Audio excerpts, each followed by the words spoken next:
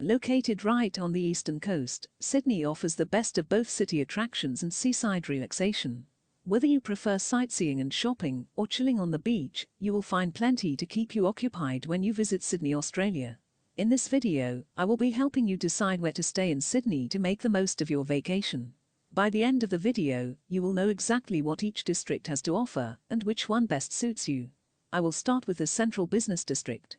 As you might expect from the name, this is the most central area of Sydney. In addition to being the business and finance centre of the city, the Central Business District is also a hub of nightlife, shopping, and great tourist attractions. The architecture here is an interesting mix of practical business chic and classy historic grandeur. In amongst the glass and steel skyscrapers, you can also find many lovely older buildings that will appeal to anyone who appreciates their historic charm. The Rocks and Circular Quay area in North Sydney is a great location for making sure you get to see all the main attractions. Located right on Sydney Harbour, you will be perfectly positioned to enjoy Sydney's most iconic views. Sydney Opera House is the most prominent attraction in this area. Probably the most well-known and most photographed location in all of Australia, no visit to Sydney is complete without a glimpse of the Opera House. Darling Harbour is just west of the Central Business District, wrapping around Tumbalong Bay. Darling Harbour is particularly popular with families, with so many family-friendly attractions within easy walking distance. If you love a spot of shopping, you will want to head to the Harbourside Shopping Centre. The multi-level complex of fashionable boutiques and trendy stores overlooks the water for a scenic shopping experience. Surry Hills is one of the trendiest neighbourhoods in the city. Popular with Sydney's younger crowd, Surry Hills is a large suburb full of hip eateries and fashionable shopping. Less of a tourist trap, this is a great place to escape the crowds, whilst keeping close to the attractions of the city centre. There is a distinctly hipster vibe to Surry Hills. The area boasts an abundance of fancy cafes offering the best of Sydney's coffee scene. Australia is known for valuing great coffee, so you know any area of Sydney that makes coffee a highlight is going to be serving the good stuff.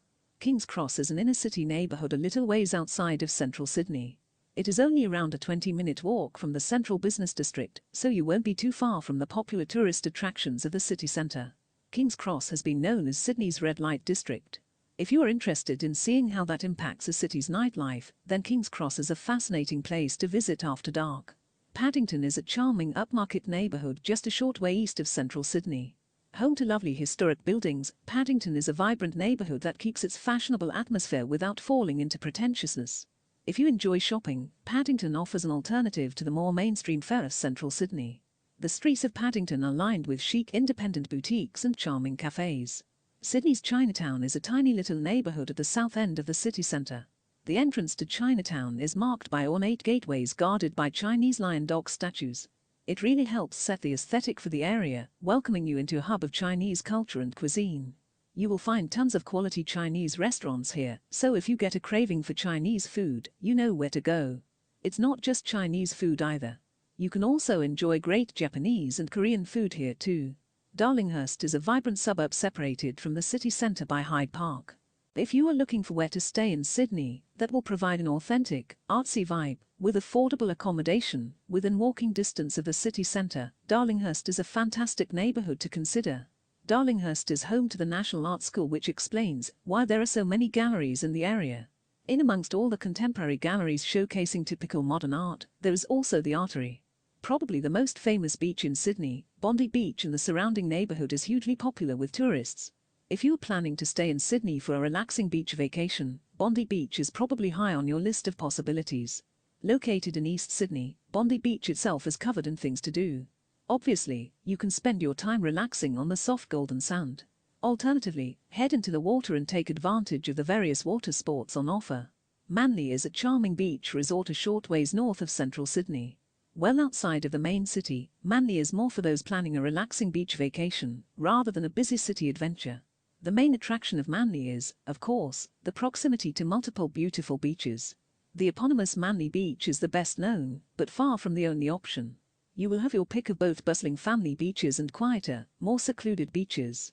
As you can see, there is tons to see and do when you visit Sydney. With so much to pack into your stay, it is important that you find the perfect location to act as your base when you visit the city. By now you should have a much better idea of exactly where to stay in Sydney to have everything you need for your perfect Australian vacation. No matter where you stay in Sydney, you are certain to have a fantastic time, but loving your neighborhood is the icing on the cake. Once you have decided which district is perfect for you, all that's left is to decide on your accommodation and head off on the trip of a lifetime. Have a wonderful trip.